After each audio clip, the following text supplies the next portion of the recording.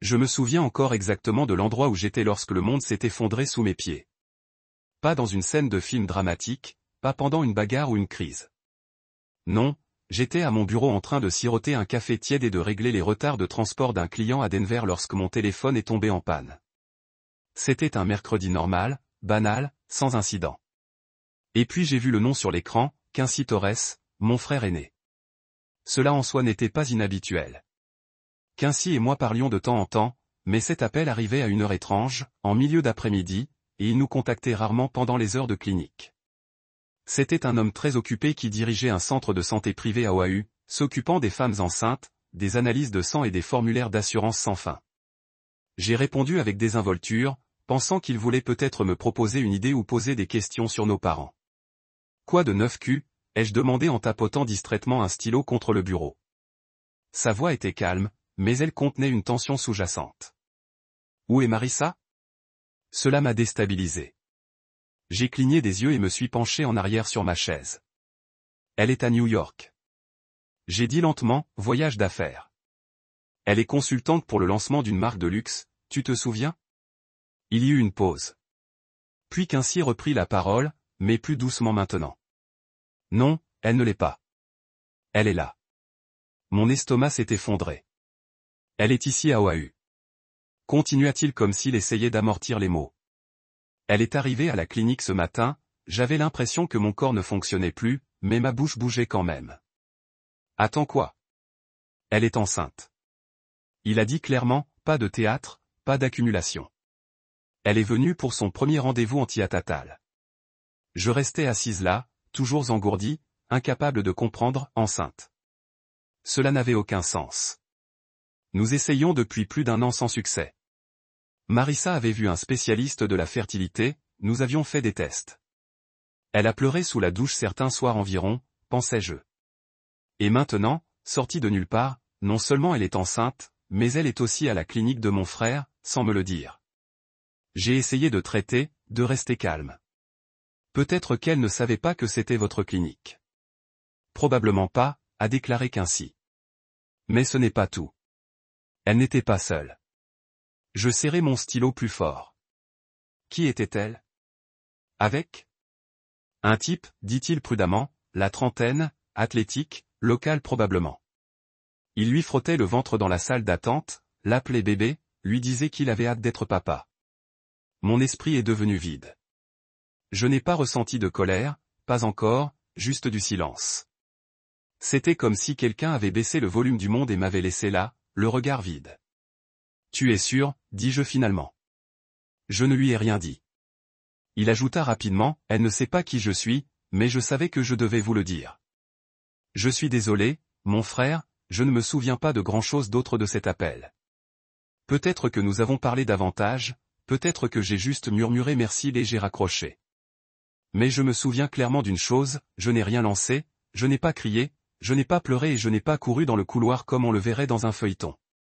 Je suis resté assis là, l'épingle à la main, le cœur battant fort et lentement dans ma poitrine, regardant l'écran de mon ordinateur tandis que les mots sur les emails étaient flous. Tous ces moments des derniers mois ont commencé à revenir, les nuits tardives, le téléphone verrouillé, les voyages d'affaires qui devenaient de plus en plus longs et plus fréquents, comment elle a arrêté de me regarder dans les yeux quand elle parlait, comment elle a tremblé quand je lui ai touché la taille. J'avais essayé de tout ignorer.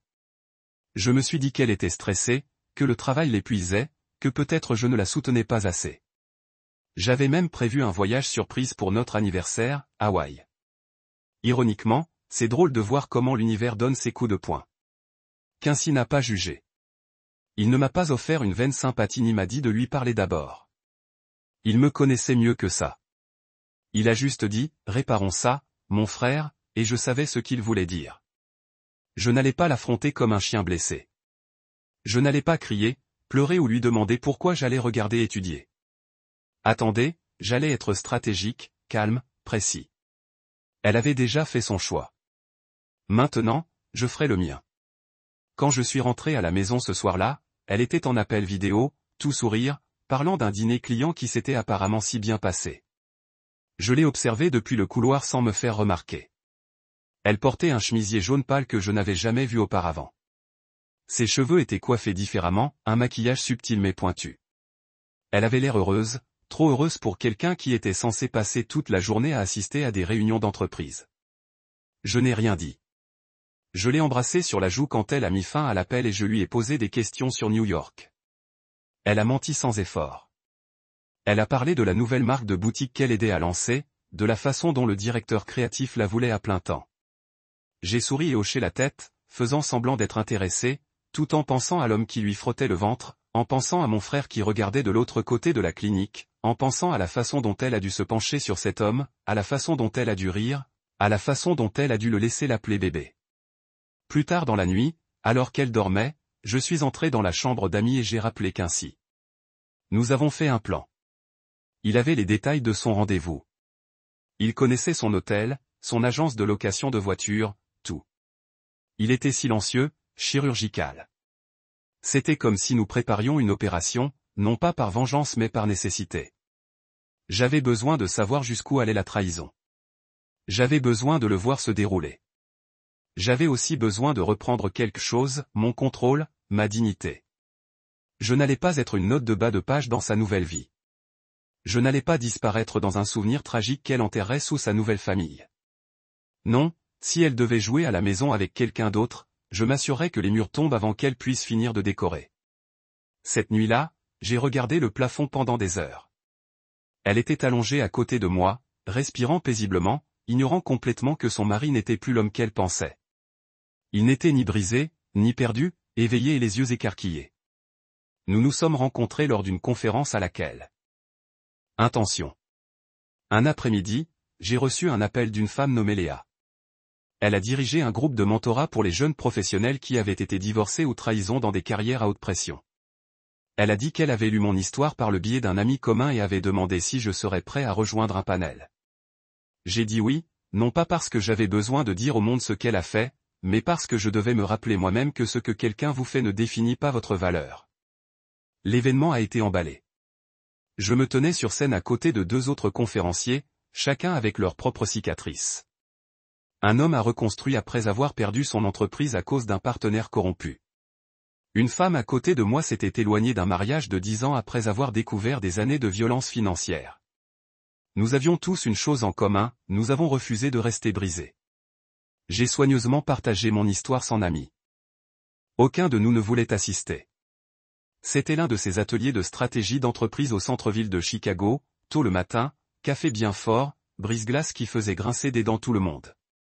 J'étais arrivé de Phoenix avec les yeux rouges et je n'avais même pas défait mes valises correctement. Elle était l'assistante du conférencier principal et était arrivée tardivement en raison d'un retard de vol. Je l'ai remarqué parce qu'elle n'essayait d'impressionner personne. Tandis que les autres se frayaient un chemin dans les conversations, lançant des mots à la mode et des profils LinkedIn. Elle se tenait près de la table basse, faisant défiler tranquillement son téléphone. Je lui ai offert un beignet. C'était notre première conversation. Elle était courte, un peu gênante, mais mémorable. Marissa avait cette ambition enflammée, sans excuse. Gérer les opérations et la logistique pour une entreprise de fret. Elle a fait une blague sur les feuilles de calcul étant mon langage d'amour. Nous avons échangé des numéros, nous sommes rencontrés pour prendre un verre ce soir-là et le reste s'est déroulé comme des chapitres dans un livre que nous pensions tous les deux avoir écrit ensemble. Nous étions tous les deux avides de succès, motivés, discutions constamment d'objectifs et de projets parallèles. Les samedis étaient consacrés à réparer des planches de parquet ou à peindre des armoires. Il y avait quelque chose d'incroyablement ancré à cette époque, pas de luxe, pas de superflu, juste nous deux construisant quelque chose à partir de la poussière. Finalement, nos carrières ont décollé. J'ai gravi les échelons jusqu'au poste de directrice régionale de la logistique et elle a commencé à gérer des campagnes de marque à l'échelle nationale. Nous avons commencé à voyager davantage, New York pour ses lancements de produits, Seattle pour mes réunions d'expansion. Notre maison est devenue plus agréable. Les vacances ont commencé à paraître plus organisées, plus instagrammables. Les gens ont commencé à nous qualifier de couple puissant et nous nous sommes penchés sur cette idée, des blazers assortis, des rendez-vous dorés, des agendas remplis de priorités codées par couleur. Mais à huis clos, la situation n'a pas toujours été égale. Marissa détestait quand mes bonus étaient plus élevés. Elle ne l'a jamais dit ouvertement, mais je pouvais le sentir, la froideur de son ton, le sarcasme caché sous les compliments. La dernière fois que j'ai été promu, elle a à peine levé les yeux de son téléphone quand je lui ai dit, « Bien », elle avait dit, en faisant défiler, « Maintenant, peut-être que tu peux enfin réparer la douche dans la salle de bain des invités. » Je pensais que c'était juste du stress, peut-être du burn-out. Nous avions tous les deux des emplois exigeants et le mariage n'est jamais un conte de fées. Après les 2 premières années, je me suis dit que nous finirions par trouver un équilibre. Nous aurions des enfants, ralentirions, nous installerions dans quelque chose de plus profond. Mais ce n'était pas ce qu'elle voulait. Le monde de Marissa était celui de l'optique. Elle avait besoin de gagner, d'être celle qui était applaudie, respectée, enviée. Et quand elle ne l'était pas, quelque chose a changé en elle. Je l'ai remarqué pour la première fois lors d'un gala de réseautage. L'un de mes contacts dans l'industrie, vice-président d'une entreprise de transport maritime, m'a reconnu et m'a proposé de prendre la parole lors d'un sommet. Le visage de Marissa se durcit comme si quelqu'un l'avait giflé avec une insulte. Elle n'a pas dit grand-chose ce soir-là, a simplement commandé 2 cocktails supplémentaires et est restée collée à son téléphone. Le lendemain matin, elle a présenté une nouvelle idée de campagne à son patron. 2 semaines plus tard, cela lui a valu un article dans un résumé marketing. C'est à ce moment-là que les commentaires ont commencé ou des critiques passives sur mon travail ennuyeux ou des promotions prévisibles. Au début, je me suis moqué d'eux, mais ils sont restés. Nous avions des définitions très différentes du succès. Pour moi, c'était la stabilité, une maison qui ne ressemblait pas à un champ de bataille, une carrière qui me permettait de dormir la nuit sans que l'anxiété ne me griffe les côtes. Pour elle, c'était la domination, un sprint sans fin vers des applaudissements, des gros titres, des récompenses. J'ai essayé de la rencontrer à mi-chemin. J'en ai appris davantage sur l'image de marque numérique, j'ai assisté au dîner de son agence, je l'ai laissé dominer les conversations avec les clients, mais je me suis toujours senti comme un personnage secondaire dans son récit, utile mais pas important. Et pourtant je l'aimais. C'est la partie qui pique le plus. Je n'ai pas seulement toléré son dynamisme, je l'ai admiré. Lorsqu'elle a décroché son premier client à 6 chiffres, je l'ai surprise avec un week-end à la Nouvelle-Orléans. Lorsqu'elle pleurait de frustration après l'échec d'un accord, je restais debout avec elle à préparer du thé et à lui frotter le dos. Je croyais en elle, même si elle ne croyait pas en nous. C'est ce qui fait mal maintenant, avec le recul, je lui ai donné toute ma loyauté, ma conviction, ma force tranquille dans les coulisses, et elle a vu cela comme une faiblesse. Elle a un jour plaisanté lors d'un dîner, c'est le genre d'homme qui préfère construire la table plutôt que de s'asseoir en tête. Tout le monde a ri, moi aussi, mais ça m'a marqué. J'ai réalisé plus tard que ce n'était pas une blague. C'est comme ça qu'elle me voyait. Elle ne voulait pas de partenaire, elle voulait un accessoire. Après ce moment, les choses sont lentement devenues transactionnelles. Si je lui achetais des fleurs, elle me demanderait ce que je voulais. Si je prévoyais un week-end, elle me demanderait quel était l'ordre du jour. L'amour est devenu un élément du calendrier. Le toucher est devenu une négociation en communication. Cela s'est transformé en performance. Nous ne parlions pas, nous auditionnions pour attirer l'attention de chacun. Pourtant, je ne pensais pas qu'elle me trahirait, pas comme ça. Je ne pensais pas qu'elle irait jusqu'à mentir sur une grossesse, à me dire qu'elle était à New York alors qu'elle était pieds nus dans une clinique d'Hawaï avec un autre homme lui frottant le ventre. Cela allait au-delà des fissures dans un mariage. C'était un gouffre. Je suis resté éveillé tard dans la nuit après l'appel de Quincy, passant en revue le grand livre de notre relation, pas seulement les finances mais aussi les dépôts et retraits émotionnels. Chaque fois, je payais une facture pour qu'elle puisse poursuivre un rêve. Chaque fois que je l'écoutais parler d'un patron.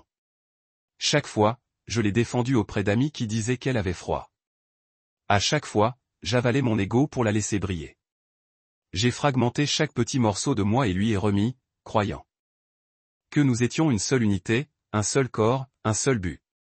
Mais cela n'avait jamais été réciproque. Elle avait pris tout ce que j'avais à donner et maintenant elle portait l'enfant de quelqu'un d'autre. J'ai regardé autour de notre maison ce soir-là, les hauts plafonds, l'îlot de cuisine. Nous nous sommes battus pour installer le bureau que nous avons transformé en salle de podcast. Elle n'a jamais utilisé. Tout portait les empreintes digitales d'une vie que nous avions construite, et pourtant, rien de tout cela ne ressemblait plus à la mienne. C'était un sentiment d'emprunt, comme si elle avait déjà fait ses valises émotionnellement et m'avait laissé les restes. Je n'ai pas pleuré, je n'ai pas crié. Je suis resté assis dans le noir, réalisant quelque chose que je n'aurais jamais pensé admettre, je ne l'ai pas perdu. Elle m'a perdu et elle ne s'en rendrait compte que tant que tout ce qu'elle croyait sur son confort, son image, son avenir, s'effondrait sous le poids de ses choix. C'est à ce moment-là que j'ai cessé d'être son mari et que j'ai commencé à être l'homme qu'elle n'avait jamais vu venir. C'est drôle comme la vérité devient évidente une fois le bandeau enlevé. Avec le recul, je n'arrive pas à croire combien de signes j'ai ignorés.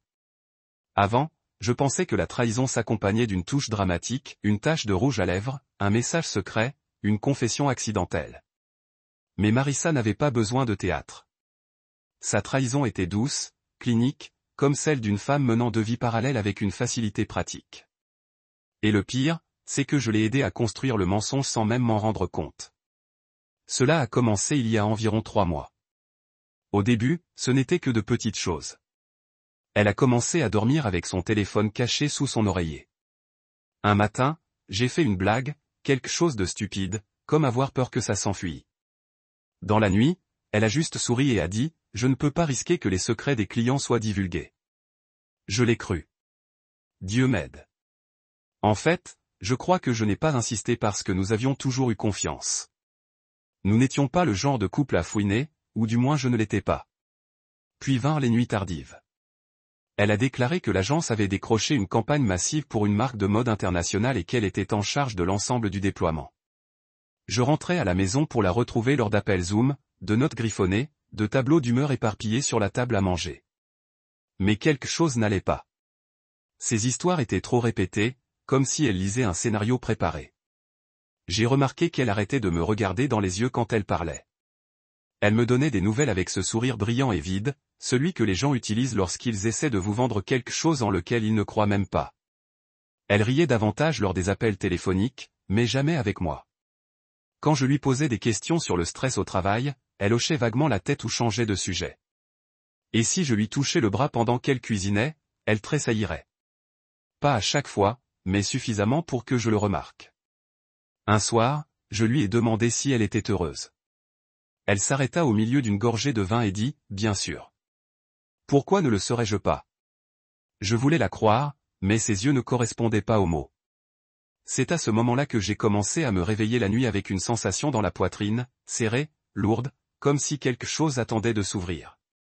Je l'ai imputé au travail, au stress, au vieillissement, à la vie. Mais au fond, je savais que tu sais toujours.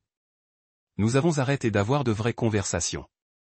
Nous avons commencé à parler comme des partenaires commerciaux, froids, polis, programmés. Ces baisers devinrent rapides, ces câlins sans enthousiasme. Si elle me touchait, c'était mécanique, comme si c'était quelque chose dont elle se souvenait qu'elle devait le faire. Une fois, elle est rentrée à la maison avec une odeur d'eau de Cologne d'hôtel. Je l'ai serrée dans mes bras comme je l'ai toujours fait, et le parfum s'accrochait à son écharpe, quelque chose d'épicé et d'inconnu. J'ai demandé, nouveau parfum. Elle s'est figée pendant une demi-seconde, puis a souri et a dit, un échantillon du travail. J'ai laissé tomber. Je me souviens m'être dit de ne pas être ce type, le mari paranoïaque, celui qui accuse sa femme de la tromper simplement parce qu'elle sent différent. Mais la vérité est que j'avais peur d'y faire face, peur de ce que je pourrais découvrir si je creusais plus profondément. Nous avons arrêté de parler des enfants. C'était le changement le plus étrange de tous. Il y a à peine 6 mois, nous prenions des vitamines, suivions nos cycles et murmurions des noms de bébés au lit. Puis soudain plus rien. J'en ai parlé une fois et je lui ai demandé si elle envisageait toujours de revoir le spécialiste de la fertilité. Elle cligna lentement des yeux et dit, peut-être plus tard. Je ne suis pas dans le bon espace de tête en ce moment. C'était tout. Aucune chaleur, aucune explication. Plus tard dans la nuit, je l'ai surprise en train de faire défiler des photos sur son téléphone. Elle souriait, sincèrement souriante. Mais quand je suis entré, elle a verrouillé l'écran si vite que mon estomac s'est retourné. J'ai commencé à remarquer à quelle fréquence elle était en voyage d'affaires et que ces voyages survenaient toujours à la dernière minute. Elle faisait ses bagages en toute hâte, m'embrassait et sortait avant même que je puisse lui demander quand elle reviendrait. Ces histoires étaient toujours vagues, réunions stratégiques, dîners clients, campagne d'activation. Un soir, j'ai regardé notre calendrier et j'ai réalisé qu'elle était absente plus de jours qu'elle n'était à la maison ce mois-là. Le pire, je l'aimais toujours. C'est ce qui a rendu cela insupportable. Je ne voulais pas croire qu'elle me faisait ça. Je voulais croire que c'était une phase d'anxiété d'épuisement professionnel. Alors j'ai continué à lui préparer du café le matin. Je réchauffais son siège dans la voiture par temps froid. J'ai même nettoyé la maison avant son retour de voyage, juste pour que les choses soient plus douces et plus accueillantes. Pathétique, je sais, mais l'amour fait faire des bêtises, surtout quand on espère encore.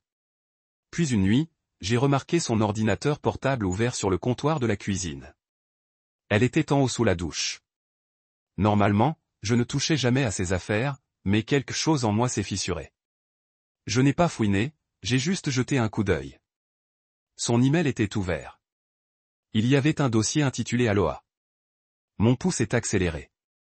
À l'intérieur se trouvaient des reçus, des confirmations d'hôtel, des réservations de spa, un dîner Lua pour deux billets d'avion en première classe, le tout prêt pour AU. Il n'y avait aucune mention d'une campagne de marque, aucun nom de client, juste elle et un homme nommé quoi. Je n'oublierai jamais ce nom. J'ai pris une capture d'écran et je me l'ai envoyé par email, j'ai fermé l'ordinateur portable, je me suis assis à la table à manger et j'ai attendu. Elle descendit vêtue de son peignoir, les cheveux mouillés, sentant la vanille et les poux frais. Elle m'a embrassé sur la joue. Tu veux regarder quelque chose? J'ai hoché la tête et juste comme ça, j'ai regardé un film avec une femme qui m'avait déjà effacé de sa vie et qui avait dessiné un autre homme. C'était 2 semaines avant que Quincy n'appelle. Je ne l'ai pas confronté, pas encore. J'avais besoin de plus. Je devais en être absolument sûr. J'avais besoin de la voir me mentir à nouveau en face pour que le moment venu, lorsque je baisserais le rideau, il n'y ait plus de place pour le déni. Après cela, je l'ai surveillée de près tous les jours. Comment elle a souri lorsque son téléphone a craqué, comment elle a disparu pendant des heures avec de vagues excuses, comment elle a commencé à garder sa valise dans la chambre d'amis pour plus de commodité où chaque petite chose était un autre clou dans le cercueil de notre mariage. Je l'ai même testé une fois. Je lui ai dit que je pensais prendre un congé pour la rejoindre lors d'un de ses voyages. Elle a hésité un instant, puis a dit que cela ne marcherait pas. L'entreprise est très stricte quant à la présence de non-clients. J'ai hoché la tête, mais quelque chose en moi s'était déjà brisé.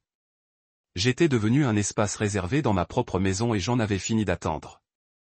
J'en avais assez d'espérer, car l'espoir entre les mains de la mauvaise personne devient une arme, et elle n'était plus la femme à qui j'avais donné mon espoir. Quand j'ai raccroché avec Quincy, mes mains tremblaient, mais pas de panique, non, c'était quelque chose de plus froid que ça, quelque chose d'immobile et de calculateur, le genre de silence qui s'installe quand ton cœur a fini de demander des réponses et que ton esprit prend enfin le dessus. À ce moment-là, à la seconde même où j'ai vu son ventre sur la photo de Quincy, doucement pris dans la main d'un inconnu, c'était comme si quelqu'un avait appuyé sur un bouton de réinitialisation sur mon âme. Quincy a envoyé les photos juste après la fin de l'appel. Il a été bref, pas de commentaires, pas de fluff, juste 3 images, suffisamment floues pour avoir été informelles, mais suffisamment claires pour me percer un trou directement dans la poitrine. La première photo montrait la salle d'attente de sa clinique, des murs clairs, un comptoir d'accueil bleu océan. Et elle était là, Marissa assise dans le fauteuil du coin, les jambes croisées, la tête reposant légèrement sur l'épaule d'un homme que je n'avais jamais vu de ma vie. Sa main reposait sur son ventre et sa main reposait juste sur la sienne. Mon esprit n'a pas crié, il s'est arrêté. J'ai regardé la deuxième photo, même réglage, angle légèrement différent. Elle riait, les yeux fermés, les dents, montrant ce large sourire qu'elle me faisait quand je racontais une mauvaise blague et elle faisait comme si c'était une bonne, sauf que maintenant elle la donnait à quelqu'un d'autre. Son visage paraissait plus doux, plus léger, plus heureux. C'est ce qui a le plus piqué. Elle avait l'air heureuse avec lui, comme si rien ne manquait au monde. La troisième photo a poussé quelque chose au plus profond de moi dans un mouvement complet et irréversible. C'était un gros plan, probablement zoomé depuis le téléphone de Quincy. L'homme s'était légèrement tourné vers son ventre et disait quelque chose. Cela se sentait à la forme de sa bouche et à la façon dont Marissa le regardait, les lèvres retroussées en adoration. Il avait l'air d'avoir sa place là-bas, comme s'il était le père, comme s'il avait mérité cette place à côté d'elle. Il ressemblait à un couple. Quincy avait envoyé un texto par la suite. Je n'ai rien dit. Pourtant elle ne sait pas que je suis ton frère. Cette phrase m'a marqué plus que les photos. Elle ne connaissait pas Quincy. Elle était entrée dans la clinique de mon frère sans s'en rendre compte. Cela m'a apporté quelque chose. Elle ne s'y attendait pas, un avantage. Elle pensait opérer en secret, dans une bulle loin de chez elle. Mais son secret était tombé entre les mains de la personne en qui j'avais le plus confiance. Je suis resté assis seul pendant un long moment ce soir-là, je n'ai pas parlé, je n'ai pas bougé, j'ai juste regardé les photos, la trahison silencieuse encadrée par l'éclairage fluorescent de la clinique. Chaque détail revenait dans mon esprit, sa voix pendant le dîner de la semaine dernière, les fausses histoires de décalage horaire, ses mains tremblantes lorsque je lui ai proposé de porter sa valise. J'ai toujours pensé que je serais l'homme qui lui tiendrait la main dans une salle d'attente comme celle-là. Je pensais que ce moment serait le nôtre. Je ne savais même pas qu'elle était enceinte. C'était la partie qui ressemblait à une lame dans les côtes. Nous avions passé des mois, voire des années, à espérer, à pleurer, à planifier. J'avais recherché les prénoms des bébés quand elle ne regardait pas. J'ai enregistré des photos de thèmes de crèche sur mon téléphone comme un adolescent en mal d'amour. Et maintenant, elle était là, brillante sur une photo, ronde dans son contenu, et je n'étais qu'un fantôme dans son passé, pas même digne d'un avertissement. Je ne voulais pas exploser, je voulais de la clarté. J'ai donc rappelé Quincy et lui ai demandé de m'expliquer le reste de ce qu'il avait vu. Il expliquait tout avec ce ton clinique précis qu'il utilisait toujours avec les patients. Elle est venue pour un examen du premier trimestre environ 10 ou 11 semaines plus tard. L'homme l'a inscrite. Elle l'a présenté comme son partenaire, pas comme son mari, juste comme son partenaire, ce qui était logique. Je suppose qu'elle était probablement toujours liée légalement. Je ne peux pas avoir de questions gênantes à la réception. Quincy a gardé ses distances, observé, pris des notes, pas des notes médicales, mais émotionnelles, a-t-il déclaré. Elle a tenu la main du gars tout le temps, même pendant l'attente. L'homme lui a frotté le dos lorsqu'elle est devenue nerveuse. Ils avaient l'air proches, à l'aise, comme si ce n'était pas nouveau pour eux, comme s'ils faisaient ça depuis un moment. Et pendant tout ce temps, elle pensait qu'elle était dans un espace sûr et caché, à des milliers de kilomètres de moi, dans un endroit où personne ne connaîtrait son visage, son histoire, ses mensonges, sauf qu'elle entra directement dans le monde de mon frère. Il n'a pas posé de questions, il ne l'a pas confronté, et je suis heureux qu'il ne l'ait pas fait, parce que j'avais besoin que ça me taise. J'avais besoin que cette trahison se déroule sans que ses défenses ne montent. Elle avait joué sa main ouvertement. Maintenant, c'était mon tour. J'ai demandé à Quincy de continuer à regarder, pas à traquer, juste à observer. Si elle revenait, je voulais savoir si elle revenait à la clinique, si l'homme revenait. Je voulais chaque détail. Ce n'était pas une question de vengeance, pas encore. C'était une question de stratégie. On ne détruit pas quelqu'un avec colère. Vous les détruisez avec la vérité. J'ai copié les photos sur un lecteur sécurisé étiqueté dossier chaise bleue après le siège où elle était assise lors de la visite, froid, impersonnel, tout comme la version d'elle que je voyais maintenant. Ce n'était pas la femme que j'avais épousée. Ce n'est pas la femme qui a pleuré un jour sur le sol de notre cuisine lorsqu'un test de grossesse s'est révélé négatif. Cette femme a disparu depuis longtemps. Peut-être que j'ai simplement refusé de le voir jusqu'à maintenant. Elle est rentrée à la maison 2 jours plus tard, cheveux coiffés comme si elle sortait d'un spa, lunettes de soleil trop grandes pour son visage, faux bronzage qui semblait appartenir à une couverture de magazine. Elle m'a serré dans ses bras avec un bras, m'a dit « tu m'as manqué » de cette voix chantante et est allée directement à la cuisine pour déballer ses trouvailles new-yorkaises. Je lui ai demandé comment se déroulaient les réunions. Elle a souri et a dit « tellement productif ». Je l'ai regardé ouvrir une bouteille de vin. Ses mains ne tremblaient pas, ses yeux ne clignotaient pas. Elle avait répété cela encore et encore, construit une routine, un alibi. Elle pensait que c'était une science. Mais cette fois, je n'étais pas dans le noir. Je l'ai regardé verser le vin. Je me demandais si elle en avait même bu une gorgée pendant son voyage. Les femmes enceintes ne boivent pas. Ou peut-être qu'elle l'a fait, juste pour le spectacle. Elle a toujours été méthodique comme ça, calculée jusqu'à la moelle. Je l'ai presque respectée. Presque. Cette nuit-là, je me suis allongé à côté d'elle dans le lit pendant qu'elle faisait défiler son téléphone, le visage illuminé par sa douce lueur. J'ai regardé le plafond en pensant à l'homme à la clinique. Je ne connaissais pas son nom, je ne connaissais pas ses intentions, mais je savais qu'il pensait gagner. Il pensait avoir pris la vie de quelqu'un d'autre, l'avenir de quelqu'un d'autre. Il n'avait aucune idée de ce qui allait arriver. Aucun d'eux ne l'a fait, car pendant qu'il jouait à la house en secret, je préparais la tempête. Vous seriez surpris de voir à quel point il est facile de changer la carte de débit d'une personne si elle vous fait confiance. Il suffit d'un peu de patience, d'un moment où il n'y prête pas attention et d'un remplacement quasiment identique. J'ai attendu qu'elle soit distraite. Elle était au téléphone avec son assistante et parlait d'échantillons de tissu ou de dossiers clients en quelque chose de trivial. Son sac à main était grand ouvert sur la table à manger, son portefeuille à moitié fermé. Je ne me suis même pas précipité. Je me suis déplacé lentement, délibérément, j'ai sorti sa vraie carte et je l'ai remplacée par un ancien badge d'accès de mon ancienne entreprise, même taille, même poids, presque la même couleur. D'un simple coup d'œil, ou même d'un rapide coup d'œil, cela semblait légitime. Elle ne le remarquerait qu'au moment où elle en aurait le plus besoin, et à ce moment-là, il serait trop tard. J'ai remis la vraie carte dans mon tiroir, je l'ai verrouillée et je me suis assis devant mon ordinateur portable comme si de rien n'était. Il ne s'agissait pas de la voler. Je n'avais pas besoin d'argent. Il s'agissait d'une question de contrôle, lui rappelant d'une manière douce et chirurgicale qu'elle ne détenait plus toutes les pièces. Elle pensait qu'elle orchestrait tout dans mon dos. Mais j'avais déjà 6 coups d'avance, regardant son petit château de secrets se balancer au gré du vent. Quincy m'avait donné les détails de son prochain rendez-vous. Elle prévoyait de se rendre à nouveau à la clinique avant son vol de retour, examen de routine, vitamines prénatales et quelques formalités administratives.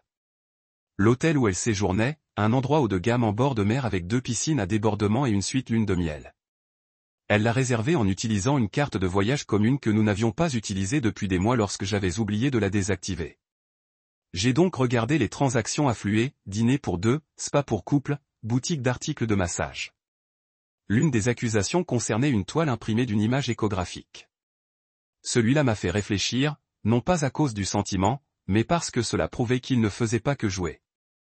Il gardait des souvenirs, les rendait officiels dans leur propre petit monde, construisant un mensonge avec des robes assorties et des buffets de petit déjeuner. J'ai laissé tout passer pendant un moment. Je les voulais confortables, installés, complaisants. J'avais besoin qu'ils se sentent en sécurité avant de retirer le sol sous leurs pieds. Et puis j'ai tout arrêté.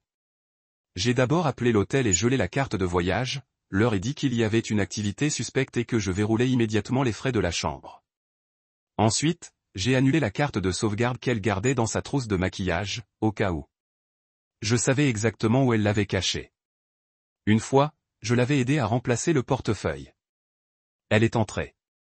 Puis est venu le coup de maître, cette carte factice. Je me suis glissé dans son portefeuille. J'ai effacé à distance sa bande magnétique.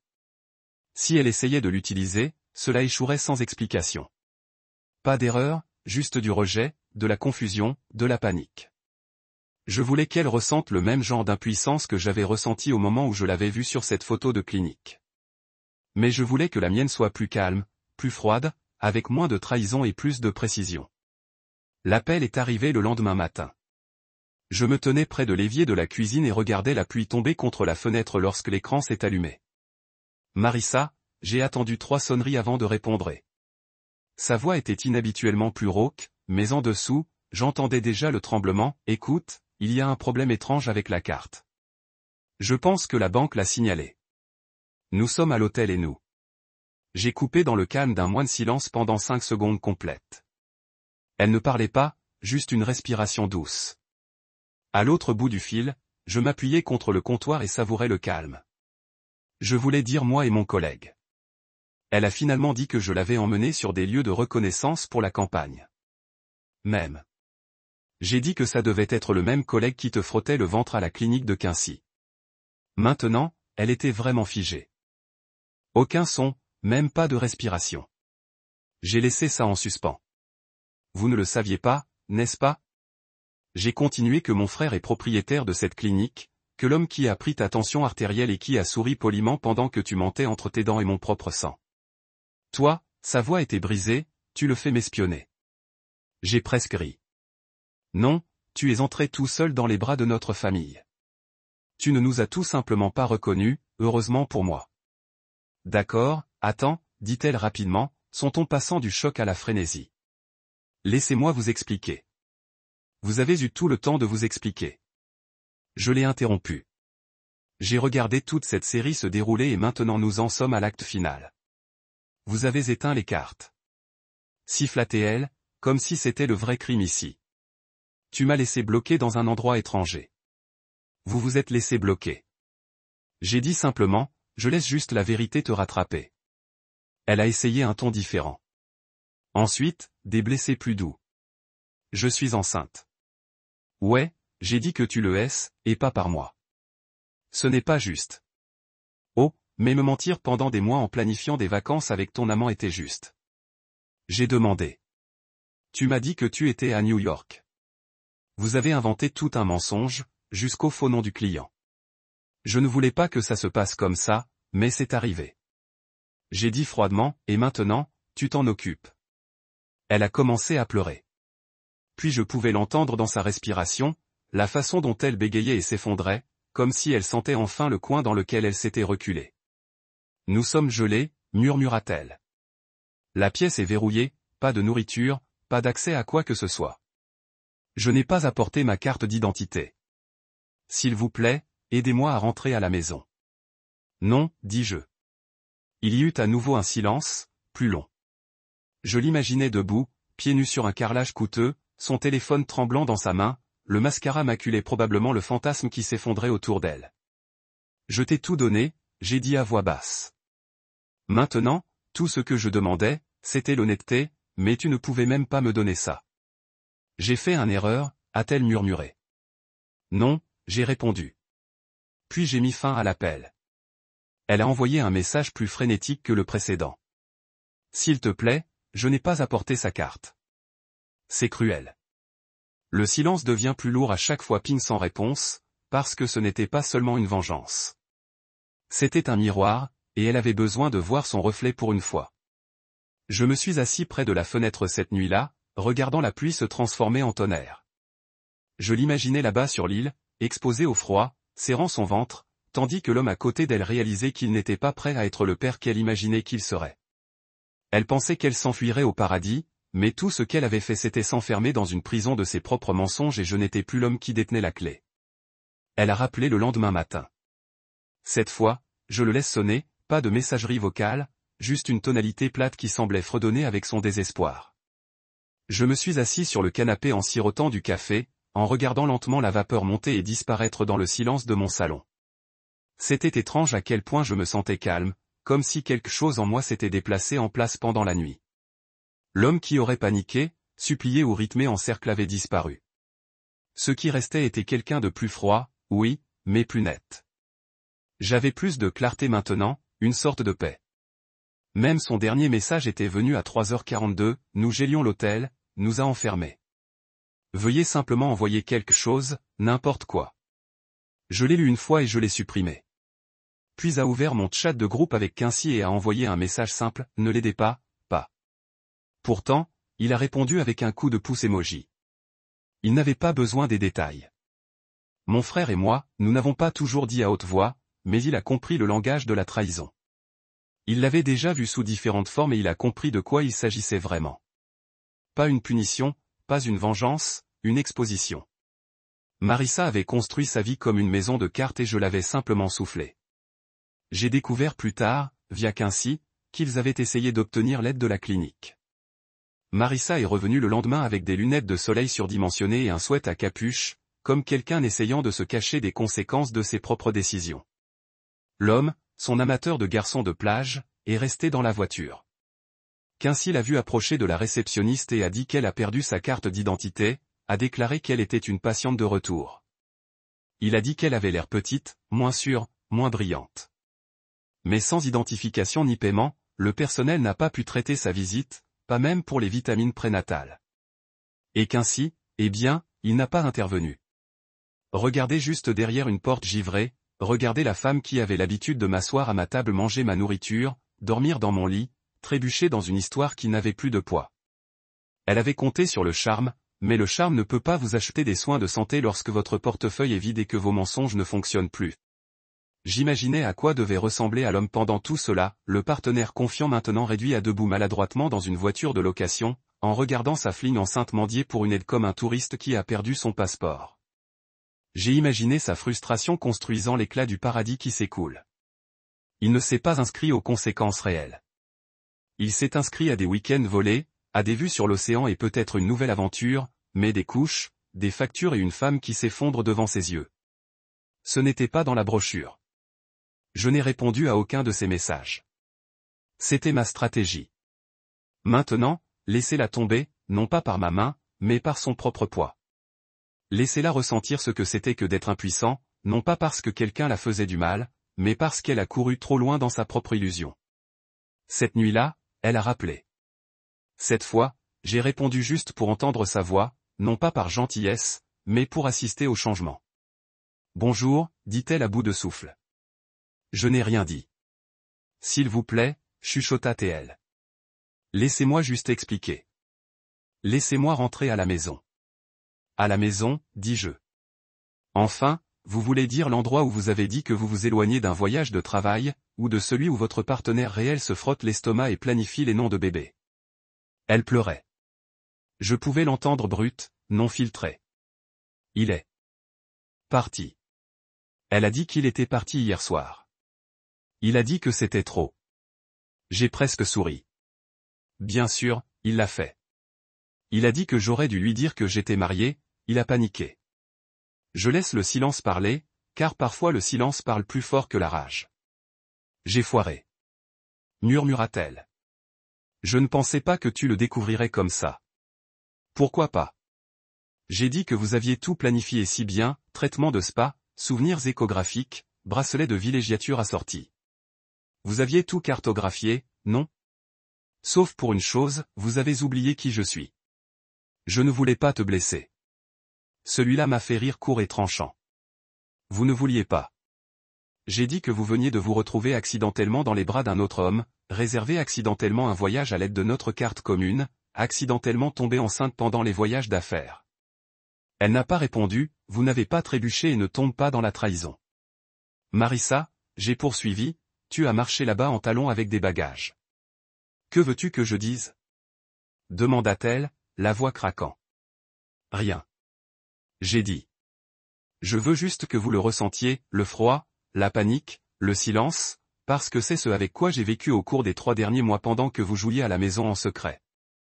Elle a reniflé. J'ai peur. Ensuite, appelez l'homme qui vous a fait vous sentir en sécurité. Il est parti. Alors peut-être qu'il n'a jamais été aussi sûr, n'est-ce pas? Elle a de nouveau supplié, a plaidé, a dit qu'elle avait besoin d'aide, a dit qu'elle ferait n'importe quoi. Je lui ai dit la vérité. Vous l'avez choisi. Vous avez fait votre lit sur une île chaude. Maintenant, vous vous allongez, froid ou non. Et puis j'ai raccroché. Je ne l'ai pas bloqué, je n'ai pas supprimé son numéro. Non, je voulais qu'elle continue de tendre la main, de s'asseoir dans ce purgatoire entre la vie qu'elle a ruinée et celle à laquelle elle ne pouvait pas revenir. Je voulais qu'elle apprenne que certaines portes se ferment et restent fermées, pas par dépit mais par respect de soi. Le lendemain, Quincy m'a de nouveau envoyé un texto. Il vérifie. Elle était seule, a dit qu'elle revenait demain. Je veux que je la rencontre à la porte. Non, j'ai répondu. Laissez-la atterrir sans filet, parce que je savais ce qui l'attendait quand elle est revenue, pas pardon, pas la fermeture, juste un silence si profond qu'il résisterait plus fort que n'importe quel argument que nous ayons jamais eu. Laissez-la s'asseoir dans ce calme, laissez-lui goûter ce que c'est que d'être abandonnée par le fantasme même qu'elle a tout détruit. Car je n'étais pas un monstre, j'avais simplement fini de jouer du fou. Elle est revenue un mercredi, pas de texte, pas d'avertissement, juste un coup à la porte vers 21h30, suivi du son de ses clés essayant et n'ouvrir pas la serrure avant. Je l'avais changé un jour auparavant. Appelez cela une précaution, ou peut-être juste un message, qui n'a pas besoin de mots. J'ai attendu un battement, puis 2. Le coup a recommencé, plus frénétique cette fois. Elle a appelé c'est moi. Je n'ai pas répondu, pas au début. Je me tenais juste au-delà du hall, les bras pliés, écoutant sa voix comme si elle appartenait à un étranger, car à bien des égards. La femme à l'extérieur n'était pas la même que j'imaginais une fois. Vieillir avec cette femme avait disparu depuis longtemps. Tout ce qui restait était quelqu'un qui portait son visage mais parlait un filtre de désespoir. J'ai finalement ouvert la porte lentement, et là elle se leva, Marissa. La lueur qu'elle avait sur ses photos de la clinique avait disparu. Ses yeux étaient rouges, gonflés, le visage pâle sous le maquillage qu'elle a essayé de récupérer. Sur le vol, elle portait un sweat à capuche de taille trop grande et tenait sa valise comme si elle pesait plus que sa propre culpabilité. « Pouvons-nous parler ?» a-t-elle demandé tranquillement. Je me suis écarté sans parole. Elle est entrée comme un fantôme, lent, incertain, regardant comme si elle ne reconnaissait pas sa propre maison. Je regarde ses yeux atterrir sur le support de manteau vide, la photo de mariage manquante qui se trouvait par l'escalier, la nette propreté du salon. Cet endroit semble différent, dit-elle doucement. Tu te sens différent, ai-je répondu. Donc ça correspond. Elle tressaillit à ça. Bien. Elle était assise sur le bord du canapé comme un invité. Je n'ai pas offert d'eau, je ne me suis pas assis à côté d'elle. Je me suis penché contre le mur et j'ai attendu. C'était sa performance, maintenant son spectacle au Newman. Je voulais voir comment elle le ferait tourner, comment elle justifiait le paradis construit sur des mensonges. Je ne savais pas comment revenir. Elle a commencé à regarder vers le bas. Je pensais que tu me bloquerais peut-être ou que tu partirais. Je considère les deux. J'ai dit que j'ai décidé de rester assez longtemps pour entendre vos excuses. Elle grimaça. Ce ne sont pas des excuses, juste des morceaux de la vérité. Je ne savais pas comment vous donner. Oh, alors maintenant nous assemblons la vérité en morceaux. J'ai demandé, comme si c'était un puzzle, vous tombez sur mes genoux après que l'image soit déjà déchirée? Ses mains tremblaient. Je n'avais pas prévu que cela se produise. Vous avez emballé une valise. Vous avez réservé des billets de première classe. Vous avez réservé le massage d'un couple. Vous avez frotté la main d'un autre homme sur votre ventre en mentant sur un voyage de travail. Ne m'insultez pas en disant que vous ne l'avez pas prévu. Elle était silencieuse pour une fois. La femme qui a toujours fait un retour, a toujours su faire tourner un récit, a dit non lorsque l'hôtel a verrouillé le compte. Il a commencé à poser des questions, s'est mis en colère, m'a dit que j'avais mis le drame dans sa vie, a dit qu'il n'était pas prêt à jouer papa pour la femme de quelqu'un d'autre. Poétique, j'ai marmonné. Il a disparu le lendemain. Elle a continué, la voix plus petite maintenant n'a pas répondu à mes appels, a juste disparu. J'ai tellement secoué la tête pour construire une nouvelle vie. Je n'essayais pas de te remplacer, dit-elle finalement, me regardant dans les yeux. Ce n'était pas comme ça. Alors comment était-ce? Elle hésita. Je me sentais un peu tiré avec toi. Je me sentais comme si j'étais juste votre plus, votre ombre. Vous étiez toujours si calme, si concentré. Je pensais que je voulais ça, mais plus je réussissais, plus je ne sentais pas que tu n'as pas besoin de moi. J'ai ri une fois, amer et court. J'avais besoin d'honnêteté. J'avais besoin d'engagement. J'avais besoin de la femme qui a dit pour toujours et en pensait. Mais je suppose que vous aviez besoin d'applaudissements. Ce n'est pas juste.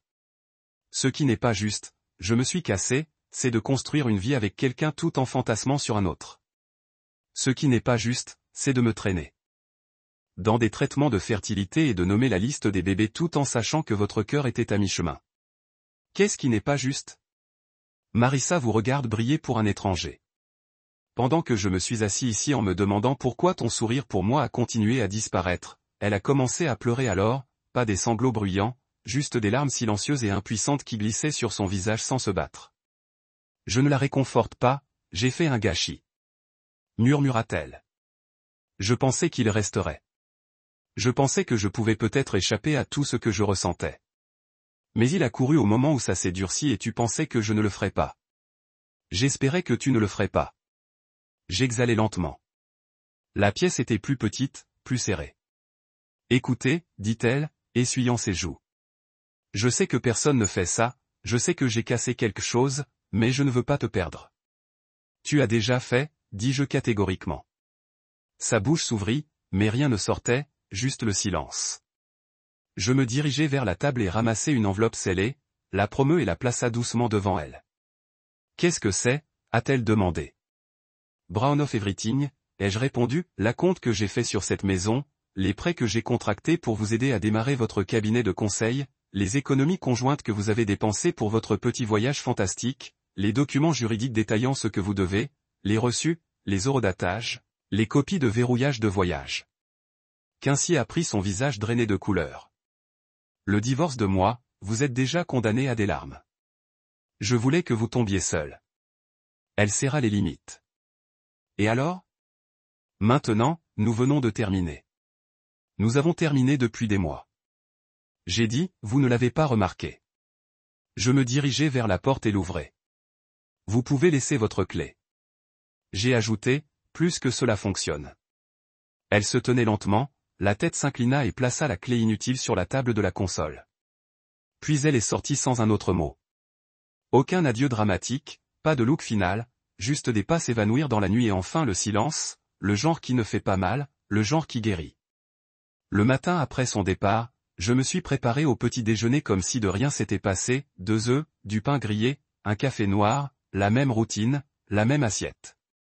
Sauf qu'il n'y avait pas d'écho de ses pas à l'étage, pas de son du sèche-linge qu'elle a toujours utilisé trop tôt, pas de parfum restant accroché au couloir. Juste moi, juste la paix.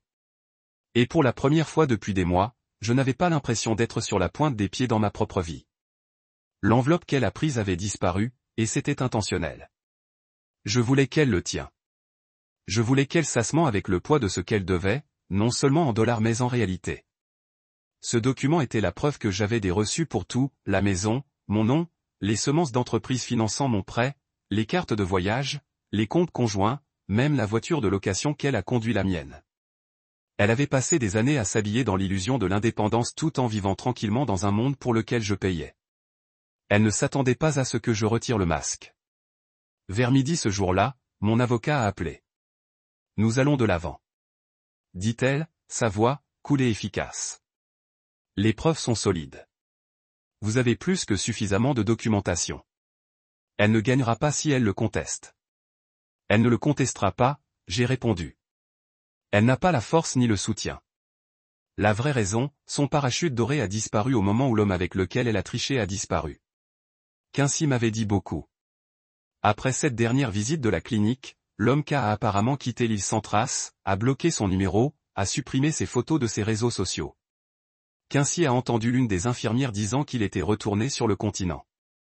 Après avoir dit à Marissa, vous devez d'abord réparer votre vie, la traduction, il s'est rendu compte qu'elle venait avec trop de bagages, le type de bagage qui se présente 9 mois plus tard en criant et en affamant et attaché à la pension alimentaire pour enfants. Elle est donc revenue ramper, non pas à cause de l'amour, mais parce qu'elle n'avait personne d'autre. Mais je n'étais plus son filet de sécurité. Ce soir-là, mon avocat a envoyé un courriel à la divulgation financière à son équipe juridique. J'ai imaginé le regard sur son visage alors qu'elle l'ouvrait, une feuille de calcul cartographiant chaque centime que j'avais investi dans notre vie, suivie d'une liste de dettes qu'elle devait si elle voulait une pause propre. Ce n'était pas vindicatif, c'était des mathématiques. J'avais fini de laisser ses émotions réécrire la réalité. Elle a essayé de m'appeler cette nuit-là 2 fois. Je le laisse sonner. Quelques minutes plus tard, un message est passé. Je ne savais pas à quel point tu as vraiment fait pour moi. Je suis désolé. Je ne pensais pas clairement. Je n'ai pas répondu parce que ce n'était pas des remords, c'était le regret, et le regret vient toujours ramper lorsque les conséquences apparaissent en premier. Le lendemain, les choses sont devenues intéressantes. L'une de ses anciennes collègues, une femme nommée Naomi, m'a appelé. Elle semblait maladroite, hésitante. Et, je sais que c'est un peu étrange, mais avez-vous vu les nouvelles? Je n'avais aucune idée de ce qu'elle voulait dire, quelles nouvelles. Elle a été mise en congé. Naomi, a déclaré Marissa de l'agence. Mon silence a tout dit. Il y avait un pourboire. Elle a poursuivi, anonyme. Quelqu'un a divulgué des emails internes, des photos aussi. Ce ne sont pas de bonnes photos. Ouais, d'Hawaï. Elle avec un homme qui n'aide pas vous? Voyage financé par le client, conflit d'intérêts, abus de compte de dépenses d'entreprise. Je l'ai remercié et j'ai raccroché. Donc, quelqu'un avait fait basculer son entreprise, quelqu'un avec accès aux photos. Je n'ai jamais demandé à Quincy s'il les avait envoyées. Je n'en avais pas besoin. Il avait toujours été le calme de la famille, mais il ne tolérait pas la trahison, surtout pas contre son frère, et en tant que médecin agréé avec une réputation impeccable, tout ce qu'il a transmis à l'entreprise aurait été pris au sérieux. L'image de Marissa a commencé à s'effondrer. Son personnage soigneusement fabriqué, sa femme fidèle, son consultant de marque, Rising, a regardé, se décoller comme un panneau d'affichage pourri. D'abord l'agence, puis son podcast. Les abonnés ont baissé, les clients ont tiré des contrats. Le panel de mentorat qu'elle a été invité à parler au quart suivant a soudainement supprimé son nom du dépliant. Tout ce qu'il a fallu, c'était un peu de vérité. Pendant ce temps, j'ai avancé. J'ai déménagé dans un nouvel appartement de la ville. au centre-ville, élégant, sans souvenirs partagés dans les murs. Je l'ai gardé propre, minimal, pas d'encombrement, pas de traces, juste du soleil à travers de grandes fenêtres et une vue qui m'a rappelé que je me tenais toujours. J'ai fermé les comptes conjoints, gelé les cartes de crédit partagées. Mon avocat lui a servi les papiers de divorce officiels à son sous-location temporaire. Selon le courrier, elle n'a rien dit quand elle les a pris, a simplement regardé l'enveloppe dans ses mains comme si elle venait d'un fantôme et d'une certaine manière. J'étais devenu quelqu'un d'autre, pas plus froid, exactement, juste plus éveillé. Un après-midi, je suis tombé sur un ancien voisin, Monsieur Holloway. Il a demandé, comment va la femme? Par habitude, j'ai juste souri et j'ai dit qu'elle avait déménagé. Il cligna des yeux surpris, désolé d'apprendre que je ne l'étais pas. J'ai arrêté de dire que je vais bien. Par obligation. J'ai arrêté de la défendre dans des conversations. Je n'en avais pas besoin.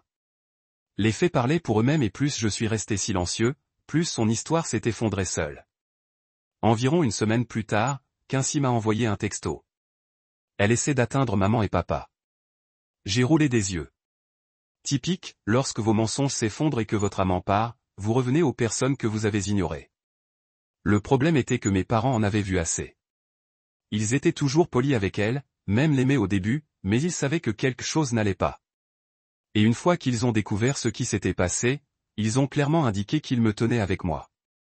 Elle avait brûlé trop de ponts pour retrouver son chemin maintenant. Pourtant, elle a essayé une dernière fois. Elle m'a envoyé une longue lettre, pas de ligne d'objet, juste un mur de texte. En elle. Elle a affirmé qu'elle m'aimait toujours, qu'elle avait fait des erreurs, bien sûr, mais nous pouvions revenir à qui nous étions, que le bébé méritait la stabilité, que j'étais le seul à l'avoir vraiment vu. Je l'ai lu une fois, puis je l'ai supprimé, parce que la vérité est que je l'avais vue. J'ai vu la vraie elle quand elle a menti sur New York, quand elle a construit un fantasme à Hawaï, quand elle a verrouillé les yeux avec un autre homme et a souri comme si je n'avais jamais existé. Elle m'a montré qui elle était vraiment et je l'ai finalement cru. C'était la beauté de la trahison, cela clarifie tout. Je n'ai donc pas crié, je n'ai pas riposté. Je suis simplement reparti avec mon nom, ma dignité, ma liberté et chaque reçu qu'elle pensait que je ne collecterais jamais. Les nouvelles se sont répandues plus rapidement que ce à quoi je m'attendais, pas seulement dans les conversations étouffées ou les DM privés. Je parle de chuchotements à part entière se transformant en fils de messagerie, des captures d'écran de chat qui volent comme des incendies de forêt et des gens à qui je n'avais pas parlé depuis des années de tendre la main comme si nous avions été des amis à vie. Cela a commencé dans son cercle professionnel, les dirigeants marketing, les clients, les stagiaires des 3 dernières années. Je n'ai pas divulgué l'histoire. Je n'ai pas eu à le faire. Tout ce qu'il a fallu, c'était un seul conseil anonyme avec des pièces jointes, des photos, des enregistrements électroniques, des factures de voyage, et Internet a fait le reste. Son histoire était morte avant même qu'elle ne puisse le faire tourner. Le titre sur l'un des articles de blog m'a fait une pause. Stracteur de marque, double vie lorsque l'influenceur est l'illusion. Je ne mentirai pas. Il a piqué pour voir mon nom dans ses articles, même lorsqu'ils m'ont laissé tomber ou m'ont étiqueté le mari trahi, mais il y avait aussi quelque chose de étrangement cathartique à ce sujet. C'était comme si la vérité qui bouillonnait en moi depuis des mois s'était finalement répandue. Elle avait construit une image en ligne qui rivalisait avec une petite célébrité, publié des photos de notre maison, m'a tagué avec des légendes flatteuses comme mon rocher ou l'homme qui rend tout possible. L'ironie était que j'avais rendu tout cela possible. Elle a juste oublié de dire à ses abonnés que, alors qu'elle publiait des photos de nous au brunch, elle faufilait également des billets d'avion et des dîners privés avec quelqu'un d'autre. Son Instagram est devenu silencieux pendant une semaine après la première fuite. Ensuite, de nulle part, elle a posté une photo en noir et blanc d'elle tenant son estomac avec la légende « Certains voyages sont censés vous apprendre la valeur de la vérité. » Je possède mes erreurs. Les commentaires n'étaient pas ce à quoi elle s'attendait. Pas plus. Qu'est-il arrivé à l'histoire fidèle de l'épouse? N'est-ce pas la même femme qui a donné un discours TED sur l'intégrité? Fille, vous avez utilisé l'argent de votre mari pour un bébé l'une avec un autre homme. Brutal, honnête, impitoyable et non des trolls. Ce sont des gens qui admiraient autrefois ses clients, ses mentors, ses abonnés, ses collègues. Elle a désactivé la section des commentaires après 3 heures. D'ici là, les dégâts ont été causés. L'homme avec qui elle a triché est complètement parti. Pas d'empreinte numérique, pas de mention, pas d'explication. Comme un fantôme, il a disparu la seconde où la maison des cartes est tombée. Le mot l'avait, il était marié, ou du moins engagé. J'ai même entendu dire qu'il avait déplacé des emplois, a quitté l'île, peut-être a fui tout le désordre. Je ne me souciais pas de suivre le sentier. Laissez-le disparaître. Laissez-le vivre dans la peur du prochain coup à sa porte. Pendant ce temps, ma vie a pris un tour dans la direction opposée. J'ai emménagé dans un appartement élégant au centre-ville, des murs de briques exposés, une cuisine ouverte, des planchers de bois franc, impropres, simples, intacts. Aucune trace de son parfum, aucun écho de sa voix se disputant sur des oreillers à lancer, juste moi une pile de livres que je n'ai jamais pu lire. Dans le rythme constant de la guérison, j'ai été promu 2 semaines après, en déménageant dans le directeur régional. Le même travail qu'elle se moquait autrefois que stable et terne offrait maintenant la vie qu'elle avait essayé de simuler. Sur le sou de quelqu'un d'autre, j'ai recommencé à courir, puis plus, j'ai dormi toute la nuit. Pour la première fois depuis des mois, mon esprit ressemblait à un bureau épuré, sans bruit. Enfin, et le divorce? Il a passé rapidement. Son avocat a tenté de négocier au début, a fait avancer la grâce en raison de son état, de sa grossesse, de sa détresse émotionnelle, de son examen public. Mais mon avocat n'a pas bougé. Nous avions chaque reçu, chaque photo, chaque transaction documentée qui a prouvé qu'elle avait utilisé nos fonds communs pour la tromperie personnelle. J'ai gardé la maison. Elle est partie avec une dette. Elle a essayé une dernière fois pour se battre. Il a revendiqué des difficultés émotionnelles, a déclaré qu'elle souffrait d'un traumatisme d'abandon. Mais le juge n'a pas été impressionné. Les actions ont des conséquences, Madame Torres. Il a déclaré, cette salle d'audience n'est pas là pour réparer les retombées de vos choix, c'est là pour diviser la propriété. Et il a la documentation. Elle était silencieuse après ça. Je l'ai regardée pendant qu'elle a signé les papiers. Ses mains tremblaient mais son visage resta vide, comme si elle espérait toujours que quelqu'un viendrait la sauver. Personne ne l'a fait. Elle a laissé le palais de justice seul, pas de main à tenir, pas de caméra qui n'attendent, juste un ciel gris et une brise froide. Après cela, elle a disparu pendant un certain temps, a supprimé ses comptes, a cessé de publier, a emménagé avec un cousin, du moins j'ai entendu. Quelqu'un m'a dit qu'elle essayait de renommer, recommencer sous un autre nom, peut-être même déplacer des états. Je m'en fichais assez pour confirmer. J'ai eu ma fermeture, mais elle est venue sous la forme à laquelle je ne m'attendais pas. Un soir, environ un mois plus tard, je quittais une petite galerie. Rien d'extraordinaire, juste quelque chose que j'ai commencé à apprécier dans ma nouvelle vie, des espaces calmes et réfléchis. Un ami du travail m'avait invité et je retournais à ma voiture quand je l'ai vue. Elle se tenait de l'autre côté de la rue, pas de maquillage, baggy, sweat à capuche, lui tenant l'estomac. Nos yeux se sont rencontrés. Elle ne salue pas, ne marche pas. Elle se tenait là un instant comme elle voulait parler mais savait qu'il ne restait plus de mots. Je lui ai donné un seul signe de tête, pas un pardon, juste une finalité, puis je suis monté dans ma voiture et je suis parti. Plus tard dans la soirée, elle m'a envoyé un texto pour la dernière fois. Je pensais que je pouvais simuler une nouvelle vie, mais maintenant je vois que je ne savais pas comment valoriser la vraie. J'ai tout perdu. Je voulais juste que tu saches. Je comprends maintenant. Je n'ai pas répondu parce que la guérison signifie savoir quand le silence est la réponse. Je n'étais plus en colère. Je n'étais pas amer. J'étais libre. L'homme qu'elle a trahi, il est décédé à Hawaï. L'homme qu'elle a sous-estimé, il est revenu plus fort. Et maintenant, quand les gens me demandent ce qui est arrivé à mon mariage, je ne leur parle pas de l'île ou du scandale ou de l'homme qui a disparu. Je dis simplement que cela s'est terminé quand il avait besoin, car certaines personnes sont des chapitres, mais j'ai tourné la page. Cela s'est produit tranquillement, comme toutes les dernières choses, pas de confrontation dramatique, pas de retrouvailles en larmes, juste un message. Je n'ai presque pas ouvert un seul email, pas de ligne d'objet d'une adresse familière que je n'avais pas vue depuis plus de 6 semaines, son nom. Lorsque j'ai cliqué dessus, il n'y avait pas de mur de texte, non, s'il vous plaît, pas de justification, seulement 12 mots. Nous pouvons résoudre ce problème. Je t'aime toujours. Veuillez rentrer à la maison. C'est ainsi qu'elle a mis fin à son histoire, comme si j'étais encore dedans, comme la fin n'avait pas déjà été écrite à l'encre audacieuse. Je n'ai pas répondu, non pas parce que je n'avais rien à dire, mais parce que je l'ai fait, et rien ne changerait la vérité.